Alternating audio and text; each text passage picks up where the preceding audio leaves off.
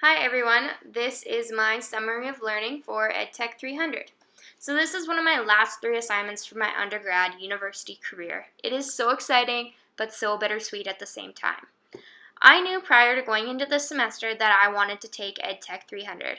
I had heard nothing but good things about this course, and I thought that it would be beneficial for me to learn more about using tech in the classroom.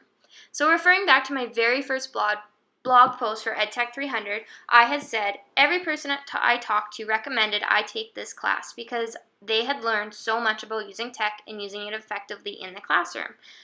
I was sold right there. The truth be told, I love technology already, so it didn't take much convincing for me to sign up for this class.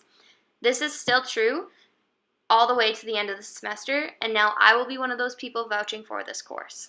So this course did not disappoint, and my laptop and I are leaving with plenty of new resources bookmarked in our pocket and online on our folders.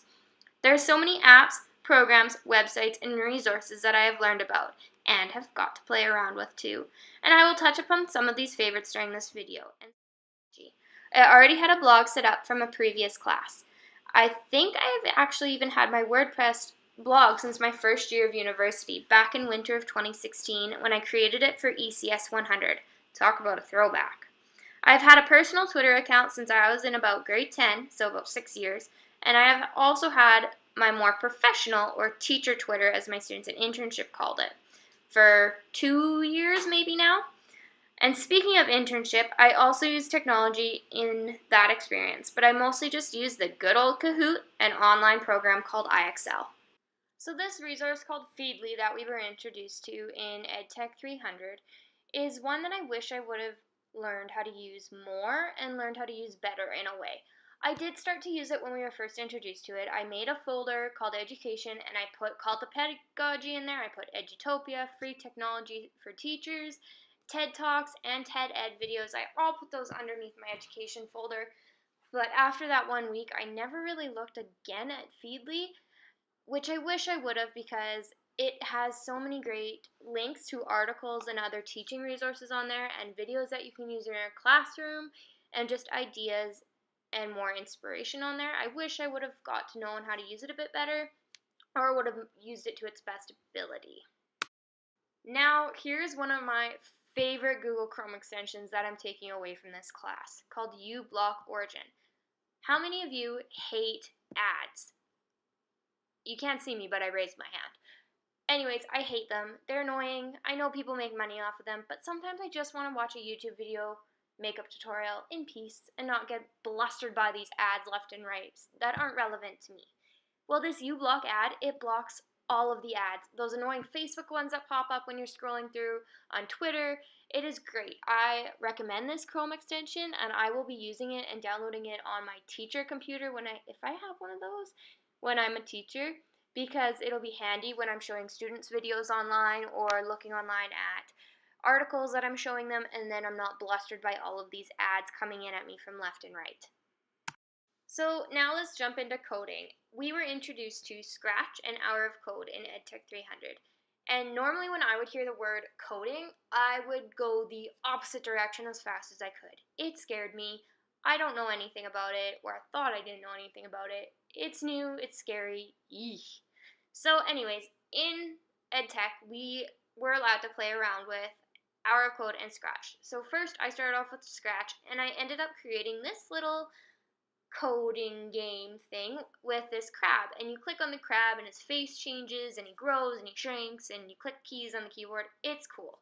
So then we moved over to Hour of Code, and I actually enjoy Hour of Code a lot more. I like the graphics of it a bit better, and I find there's way more to spark student interest on there because there are topics all the way from rocket ships, Minecraft, dance parties, Frozen, Adventure Time, The Amazing World of Gumball, you name it.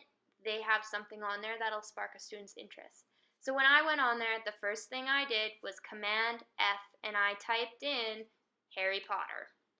And there happened to be a Harry Potter coding thing on Hour of Code. So that was really neat, and I was able to play around and make owls pop up everywhere. And it was just a good experience to play around with code and get to know what my students are doing with code and how I can incorporate that into the classroom. especially because with coding there are logic puzzles that you can connect it to the curriculum with. There's reading, there are games, they have to design things, they have to use brainstorming. There's so many good things on Hour of Code that you can connect to curriculum. So to finish up my summary of learning video, I thought I would talk about something that is very current in our class and that we talked about a lot, and it's also all over social media. Fake news. One of the biggest takeaways that I found when it relates to fake news is teaching students about biases and how to identify those biases in the sources that they are reading. One way that we can do this is in one of the articles Katya shared with us that mentions using a media bias chart, which provides a starting point for your students to understand that all sources come from a particular perspective. So sometimes a source will be left wing, sometimes it might be on the fence, sometimes it's right, all of that. Let's talk about coding. These little hearts, that's not how I feel about coding. Coding scared me, and I would often run the opposite direction when I would hear people talking about coding or ask me if I knew anything about it, because it was new to me and I didn't know what I was doing.